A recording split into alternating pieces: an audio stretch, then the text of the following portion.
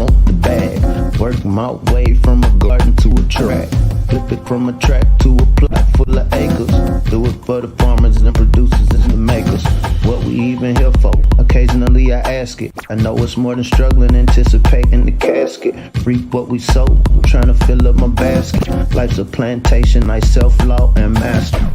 Over the plot I've been granted on this planet. Now it's slanted, cause the chosen been supplanted. But if you overstand it, it was spoken. Fractured, but we ain't broken. Even though some would rather play the role of token, we growing.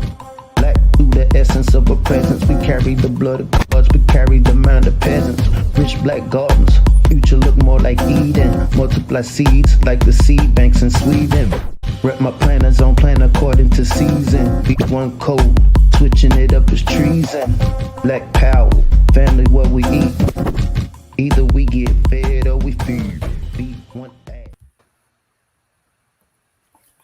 Copyright disclaimer under Section 107 of the Copyright Act of 1976. Allowance is made for fair use for purposes such as criticism, comment, news reporting, teaching, scholarship, and research. Fair use is a use permitted by copyright statute that might otherwise be infringing. Nonprofit, educational, or personal use tips the balance in favor of fair use. What's going on? What's growing on? What is growing on? Welcome to B1AG Daily Bread Podcast. I'm John Henry Harris, and we also have Farmer Brown, the MC.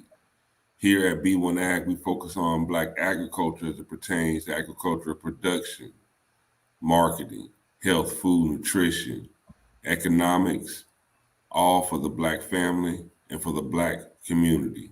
Welcome Black to the garden. Today we're going to discuss value. Now, value the definition of value is the regard that something is held to deserve the importance of worth or usefulness of something. Now, that's just the standard definition of value. Now, when we're speaking in economics, the economic definition of value is the worth of a good or service determined by people's preferences and the trade-offs they choose given their scarce resources. Now, here at B1AG, we push the value of agriculture, the ability of you to be able to produce your own food, and also the value of having a secure food system. Now, we're going to look at agriculture, food security, and also the ability to produce your own food in this dichotomy of value. And hopefully we can shed some light on a few things and change, hopefully increase our feelings of value when it comes to the food system and agriculture. So today's story that we will be presenting to y'all today, resist the biscuits, get to the bread. Resist the biscuits, them good old butter biscuits. Resist the biscuits and get to the bread. Farmer Brown, let's go. First, I'd just like to say peace to the B1 family. Hope everybody's doing well. Looking forward to this grand harvest. But when we say this word biscuits, shout out to the sister Vicky Dillard and Tariq Nasheed. I think they coined that term butter biscuits. We're talking about value. You know, when we think about a butter biscuit, there's somebody that economically their taste is satiated by having a butter biscuit. And what do these mean? We think about this concept of diversity, equity, and inclusion. This is an $8 billion a year industry in North America, right? When we have this conversation about butter biscuits, it isn't just, people selling themselves out for whatever. It's actually an industry. And to preface this conversation, so DEI is a corporate litigation shield meant to protect those in power from the people over whom they wield it. The industry arose in the early 60s to avoid inaction. John F. Kennedy outlined at the beginning of the decade in Executive Order 10925 Kennedy told government contractors to take affirmative action to ensure that employees be treated fairly, irrespective of their race, religion, or nationality. Shortly after, the Civil Rights Act became a law following a series of blood-stained boycotts and marches. Legal policies trapped DEI in the fear of legal repercussion and made corporations eager to avoid splashy lawsuits. So when we talk about agriculture, here at B1AG, we talk about agriculture, right? Agriculture is the production of food, fuel, and fiber. We know everybody on this planet, everybody on Turtle Island, everybody across the diaspora has to eat. And so this dynamic of DEI is very prevalent in agriculture. When we have our talk about reparations, when we have our talks about, just certain litigation from the governmental body, a lot of times we see this process of throwing a token, throwing one or two of y'all that fit in these boxes into this. And so I don't have to allocate tangible resources to the rest of them. And so I look forward to deep diving into this and really evaluating. Now, is a biscuit worth losing your access to the wheat and the bread?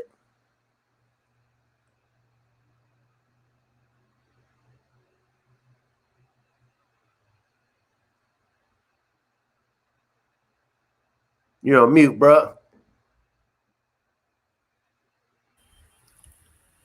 Here, we're just going to show you a video. When we say value, some people think of money. So we're just going to show you a short video just outlining the brief history of finance, money, currency. Now let's consider the concept of money as an abstraction of value. Money is as old as human civilization, and civilization itself is reliant on possessing ways in which to exchange, account for, and transfer value. What once started as barter trade, trading goods for goods, was replaced using standardized token money. Gold and silver were the first universally accepted natural choices for money. Actually, they fit the bill so well that they were the primary form of money for centuries across the globe and have been instilled in human culture. I bet when I say gold, you instinctively think of value or wealth.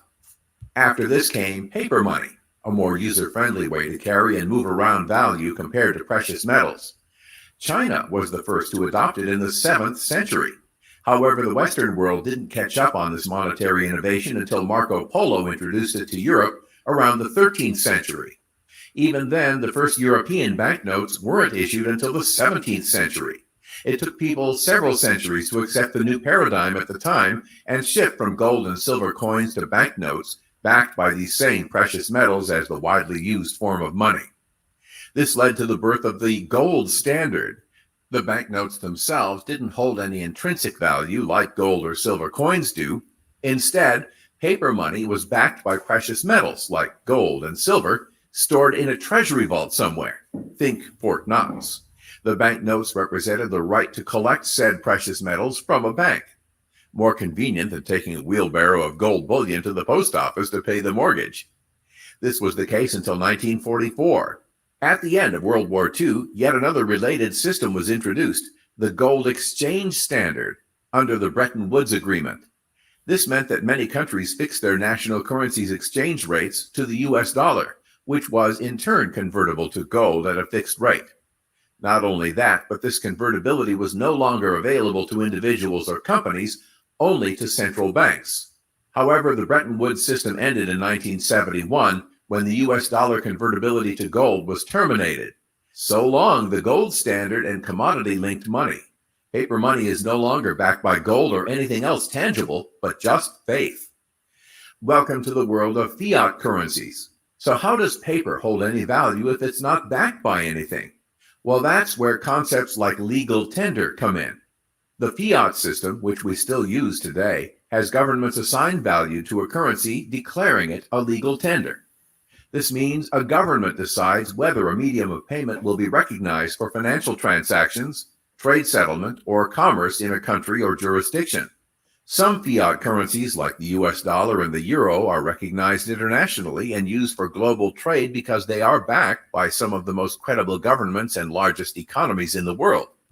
To sum up, A fiat currency has value because a government uses its power to enforce this value, or because exchanging parties agree to its value. Some may even describe this as a collective illusion.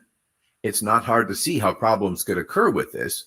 Let's see some examples when the fiat currency system backfired under the control of irresponsible or corrupt governments prone to economic and political mismanagement. At the time of the independence of Zimbabwe from British colonial rule in 1980, the Zimbabwean dollar was worth about 1.25 US dollars. Soon after, inflation started creeping up and got completely out of control when President Robert Mugabe began confiscating land from the white farming community in 1998, resulting in a near total collapse in food production and the decline of foreign investment. In order to help pay the government's expenditures, the Reserve Bank of Zimbabwe started printing more and more banknotes with higher and higher face values.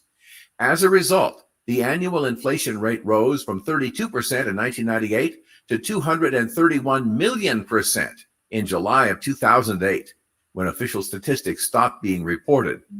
After that, it was estimated by international economists that the hyperinflation peaked at a staggering annual rate of 89.7 sextillion percent in mid-November 2008. The monthly peak rate was 79.6 billion percent, which is equivalent to a 98% daily rate. In other words, prices were pretty much doubling every day. In 2009, the Zimbabwean dollar was completely abandoned in favor of using only foreign currencies. Once one of the richest countries in Africa, Zimbabwe descended into economic chaos, largely blamed on its government's policies. This is an extreme example of how the trust in a fiat currency can be lost, leading to economic turmoil. In Zimbabwe, the collective illusion quickly turned into a collective disbelief. This is not an isolated example of a currency crisis, though. There are many countries around the world where local currencies hold hardly any value, and people prefer keeping their savings in the so-called hard foreign currencies or other alternatives like gold and, most recently, Bitcoin. Currently, Venezuela is undergoing a period of raging inflation of its own. In January 2018, inflation was 84% for the month, implying an annualized rate of 150,000%, meaning prices would double every 35 days. Now, the Venezuelan government has come up with an innovative proposed solution for a stable currency, the Petro, a government-issued cryptocurrency running on blockchain and backed by the country's oil reserves. The Petro is intended to be a legal tender in Venezuela, which becomes the first country in the world to issue a sovereign cryptocurrency. It remains to be seen how successful or not this experiment will be. Such a centrally issued cryptocurrency is a far cry from the decentralized nature of Bitcoin and its digital siblings. However, it should also be noted that with its actions, Venezuela is recognizing and reaffirming the great advantages and potential blockchain holds.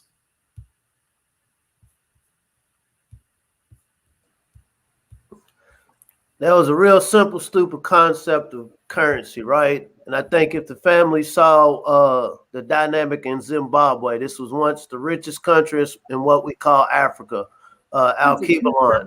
Some of the key words that you heard was when Robert Mugabe decided to take the farmland from the white farmers, this is how the currency was manipulated.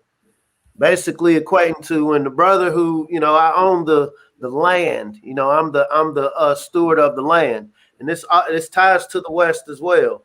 Not to digress. So in the West, before there was a such thing as gold currency, because we know our ancestors in North America, Central America had gold teeth, gold ornaments. Gold was plentiful, so it wasn't as valuable. But the medium of trade was grains, whiskey, all of these different things that weren't accessible to Europe. Those who now pretty much control this thing that we call economics, finances.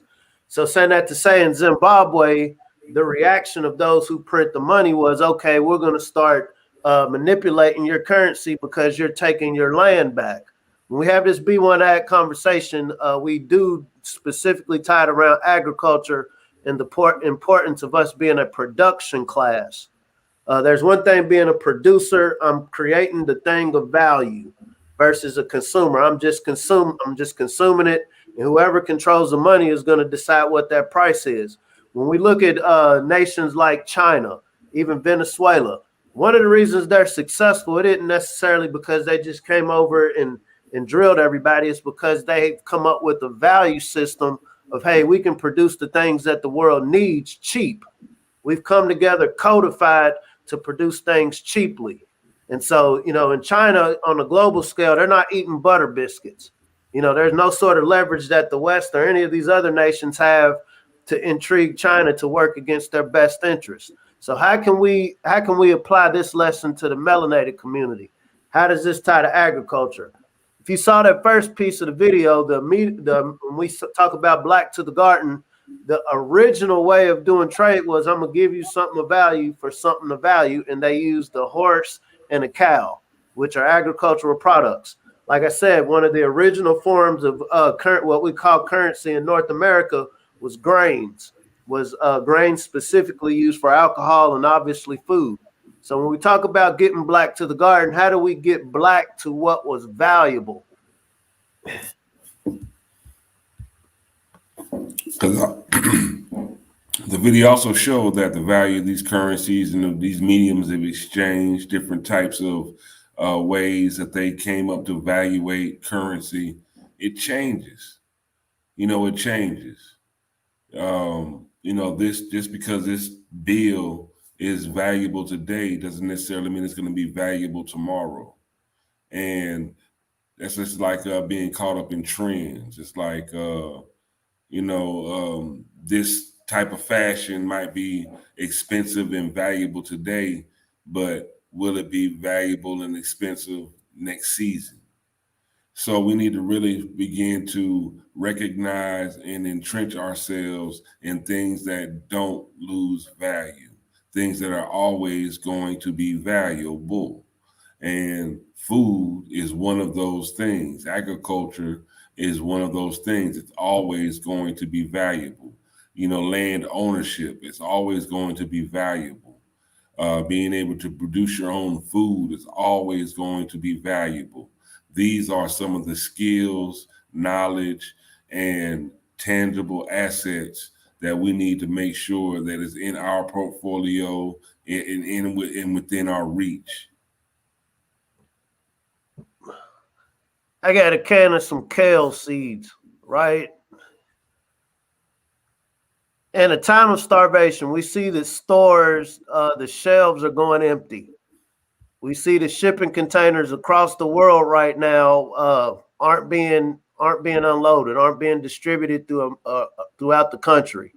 When we talk about B1AG, we're not saying, hey, everybody just stop what you're doing and start growing food. I mean, that would be cool, but we really break down, okay, there's different niches in the way that these seeds turn into a product that somebody can consume. Now, I can print dollars all day, and well, actually, I can't. The Federal Reserve can print these all day. I'm not going to put this in my mouth, but there's not any nutritional value in this. And it doesn't, you can print 1 million of these, and I could eat 1 million of them. There's no nutritional value, and I could probably get sick at the end of the day, literally. Versus I plant 1 million of these, you have 1 million, multiple different niches from getting these from the form of a seed to kale. Just using this as example.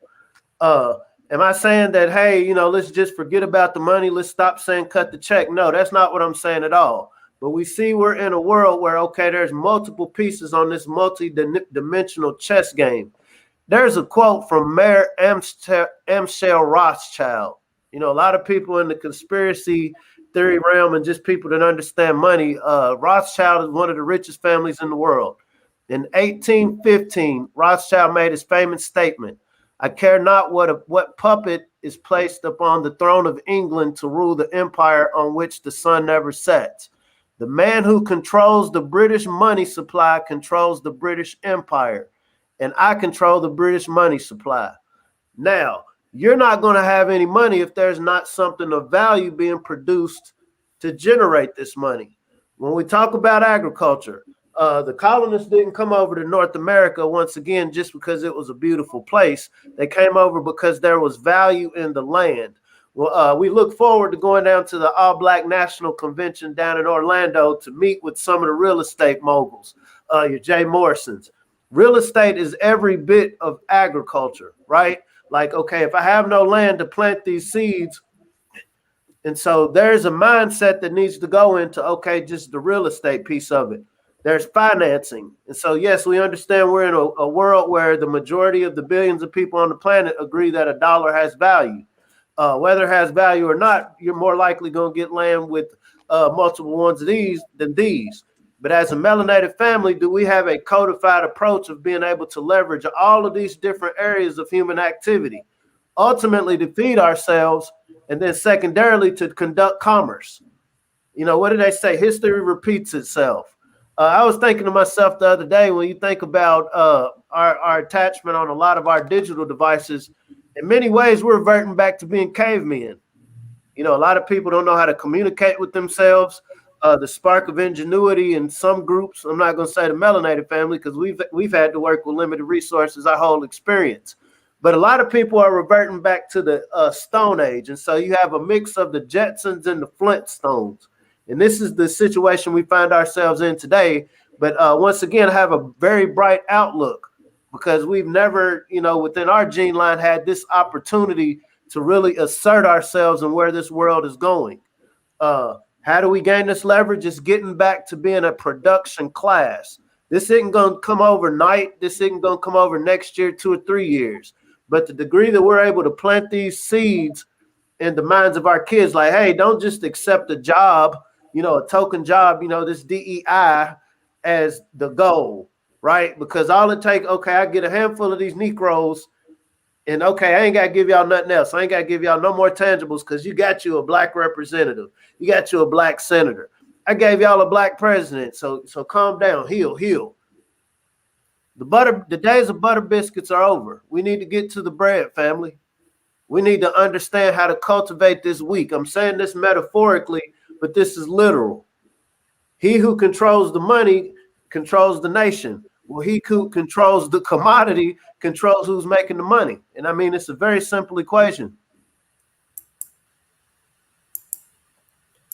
I'd like to share with the family just a video talking about value.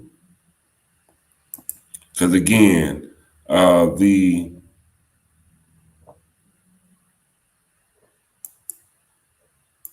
economic definition of value deals with scarcity. So when you're dealing with scarcity, if something is needed and not there, it becomes more valuable. So if you're hungry and there's very little food, that food becomes more valuable than a Bugatti. If you're thirsty and there's no water, that water holds more value than some Balenciagas. Now, at the end of the day, food and water ultimately are some of the most valuable commodities on this planet. You know, but they've tricked us into thinking otherwise. So I'd like to y'all just play this video for y'all. Check this out. Imagine you're on a game show and you can choose between 2 prizes, a diamond or a bottle of water. It's an easy choice. The diamonds are clearly more valuable. Now imagine being given the same choice again, only this time you're not on a game show, but dehydrated in the desert after wandering for days. Do you choose differently? Why? Aren't diamonds still more valuable? This is the paradox of value, famously described by pioneering economist Adam Smith. And what it tells us is that defining value is not as simple as it seems. On the game show, you were thinking about each item's exchange value, what you could obtain for them at a later time. But in an emergency like the desert scenario, what matters far more is their use value, how helpful they are in your current situation. And because we only get to choose one of the options, we also have to consider its opportunity cost, or what we lose by giving up the other choice. After all, it doesn't matter how much you could get from selling the diamond if you never make it out of the desert. Most modern economists deal with the paradox of value by attempting to unify these considerations under the concept of utility, how well something satisfies a person's wants or needs. Utility can apply to anything from the basic need for food to the pleasure of hearing a favorite song, and will naturally vary for different people and circumstances. A market economy provides us with an easy way to track utility. Put simply, the utility something has to you is reflected by how much you'd be willing to pay for it. Now imagine yourself back in the desert, only this time you get offered a new diamond or a fresh bottle of water every 5 minutes. If you're like most people, you'll first choose enough water to last the trip, and then as many diamonds as you can carry. This is because of something called marginal utility, and it means that when you choose between diamonds and water, you compare utility obtained from every additional bottle of water to every additional diamond. And you do this each time an offer is made. The first bottle of water is worth more to you than any amount of diamonds, but eventually you have all the water you need. After a while, every additional bottle becomes a burden. That's when you begin to choose diamonds over water. And it's not just necessities like water. When it comes to most things, the more of it you acquire, the less useful or enjoyable every additional bit becomes. This is the law of diminishing marginal utility. You might gladly buy 2 or 3 helpings of your favorite food, but the 4th would make you nauseated, and the 100th would spoil before you could even get to it. Or you could pay to see the same movie over and over until you got bored of it or spent all of your money. Either way, you'd eventually reach a point where the marginal utility for buying another movie ticket became 0. Utility applies not just to buying things, but to all our decisions. And the intuitive way to maximize it and avoid diminishing returns is to vary the way we spend our time and resources. After our basic needs are met, we'd theoretically decide to invest in choices only to the point they're useful or enjoyable. Of course, how effectively any of us manage to maximize utility in real life is another matter. But it helps to remember that the ultimate source of value comes from us, the needs we share, the things we enjoy, and the choices we make.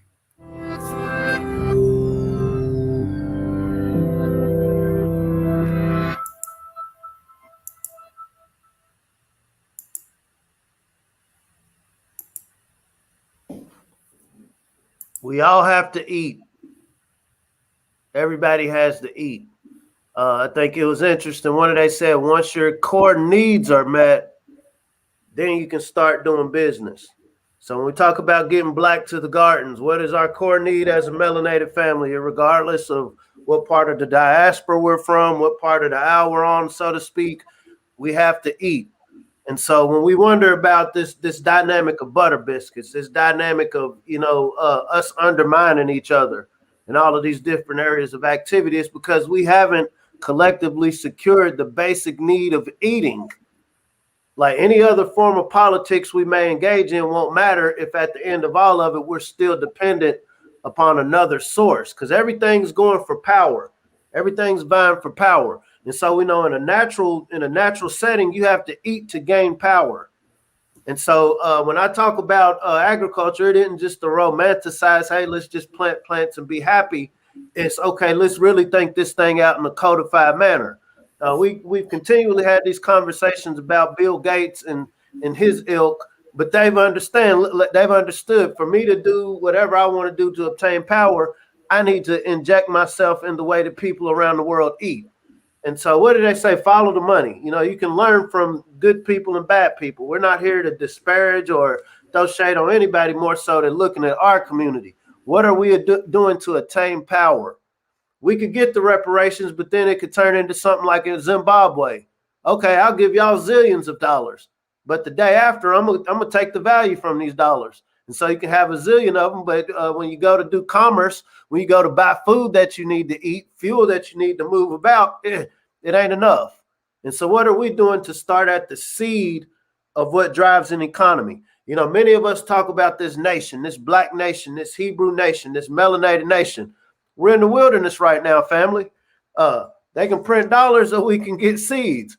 How are we preparing not only ourselves, those of us that are a little bit older, but how are we cultivating our seeds once this wilderness phase is done? How are we cultivating our seeds to build this nation that we speak of?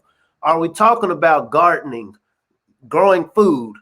The ability to grow a garden gives you the intrinsic understanding of how to grow a plot. Once you learn how to fill a whole plot, then you'll start understanding commodities, raw goods. This is what the colonists came to the West for, and this is what the colonists went around the world for the natural products that the land produces, the natural products that the Most High said put us here as the stewards of. And so do we forego that original task of be fruitful and multiply to wait on somebody to print something for us, or do we make sure we're secure on either way that this goes? You can't go wrong with learning how to produce your own food and then feeding one another.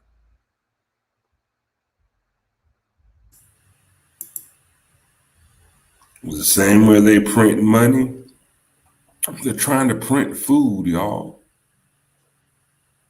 They want to print food the same way they print money. Literally, 3D print food.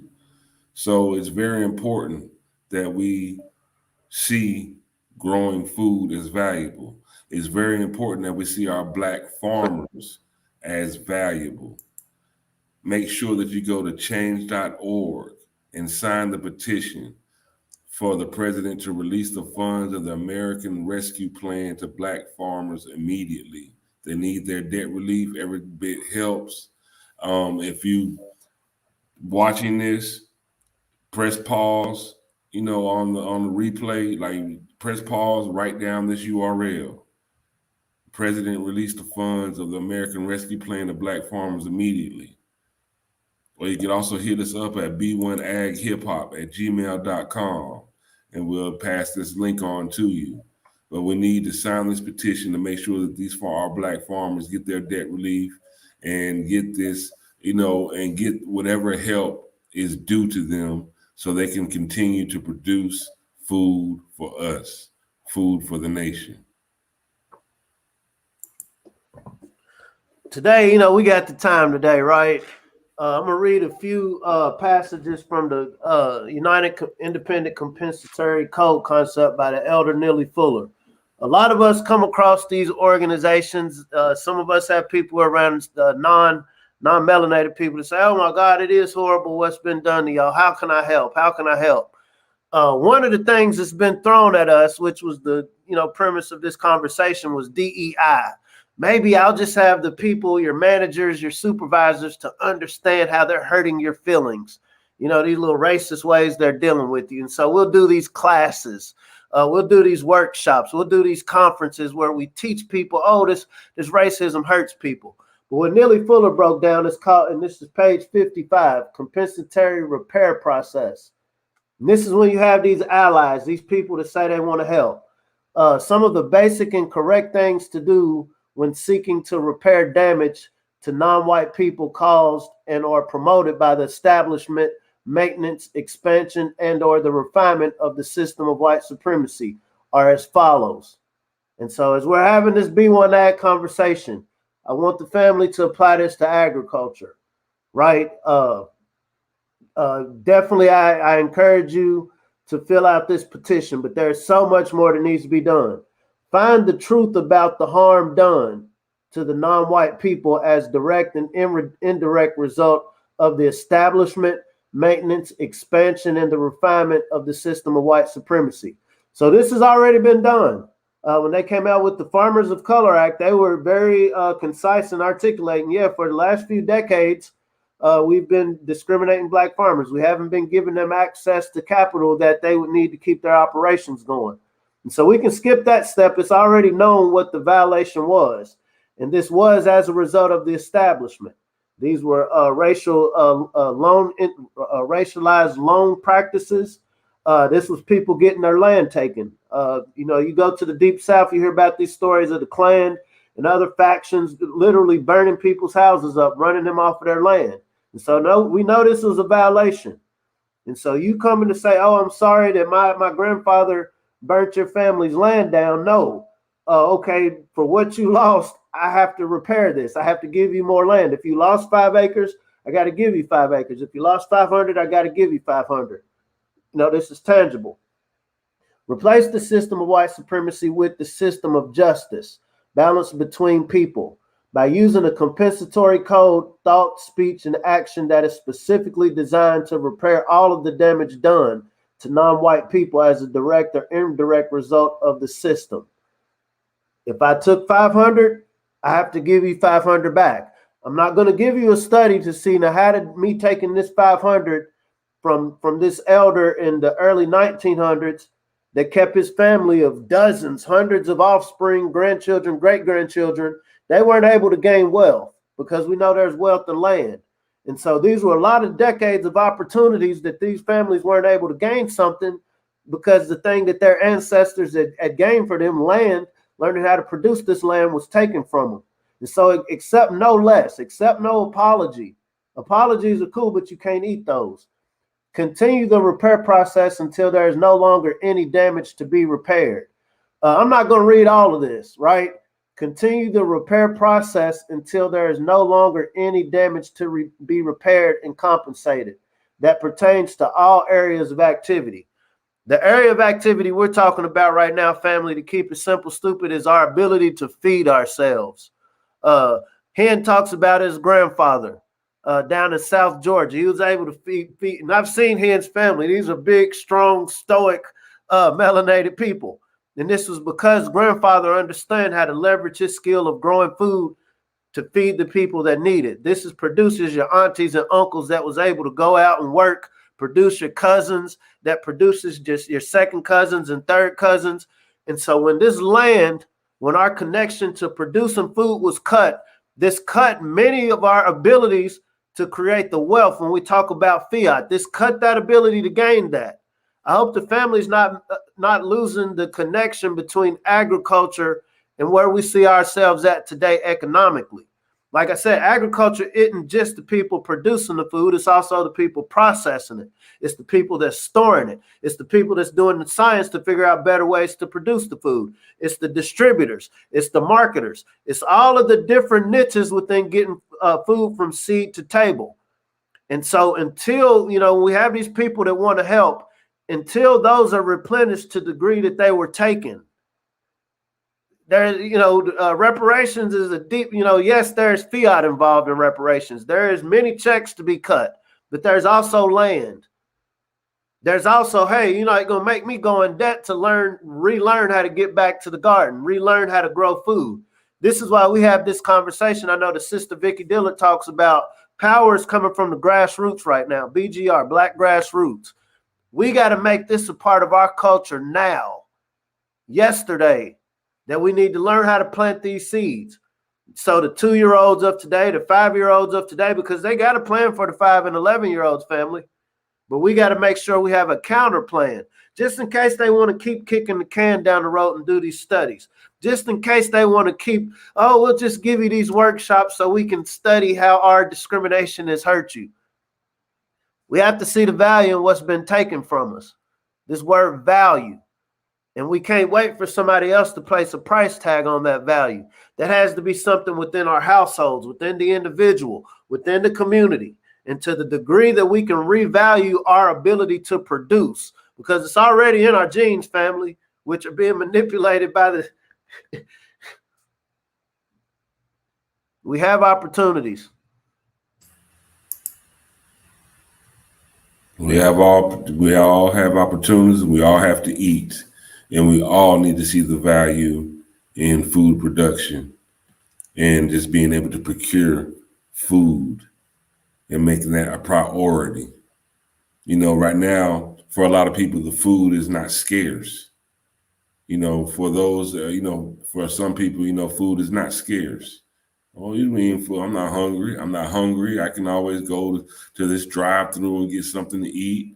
I can swipe this card and get something to eat. But we can't become complacent because, just because we're not hungry today doesn't mean that we won't be hungry tomorrow.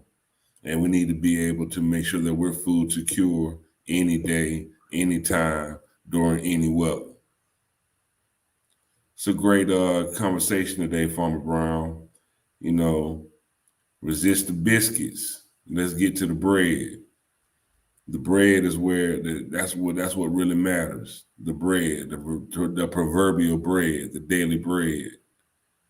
That's what really matters. Not just some biscuits.